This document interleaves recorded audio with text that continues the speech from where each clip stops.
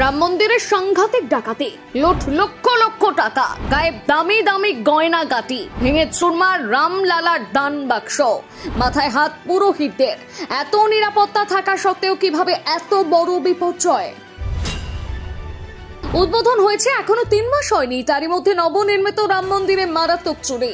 এই চুরি কোনো সাধারণ চুরি নয়, একেবারে দেবতার আসন থেকে চুরি। দেবতার গা থেকে দামি দামি গয়না খুলে চম্পট দিয়েছেন চোরেরা।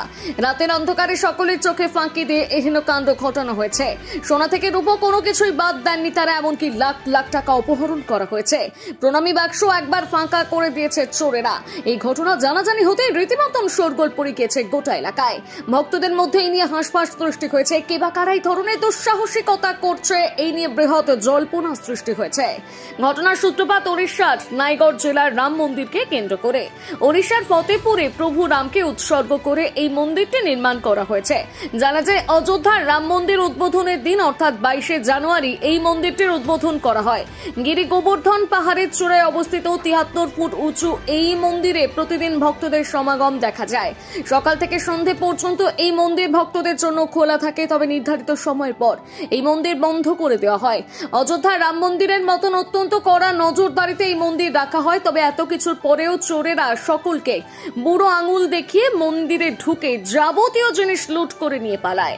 প্রতিদিনের মতন সেদিনও পুরোহিতেরা নির্ধারিত সময়ের পর মন্দিরের প্রবেশদ্বার বন্ধ করে দিয়ে বাড়ি ফিরে যান।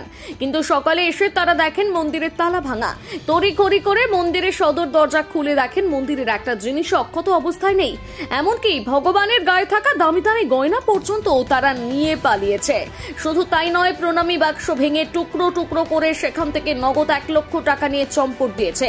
মন্দিরের এরকম অবস্থা দেখে ওখানকার পুরোহিতদের মাথায় রীতিমতন আকাশ ভেঙে পড়ে। মন্দিরের এমন মর্মান্তিক পরিস্থিতি দেখে স্থানীয় থানায় অভিযোগ করেছেন মন্দিরের কর্তৃপক্ষ।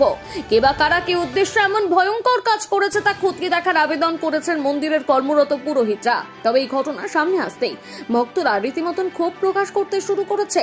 যারা মন্দিরের ভেতর ঢুকে এমন কাজ করেছেন তাদের যাতে যথাযথ শাস্তি হয় সেজন্য আওয়াজ তুলেছেন মন্দির কর্তৃপক্ষ।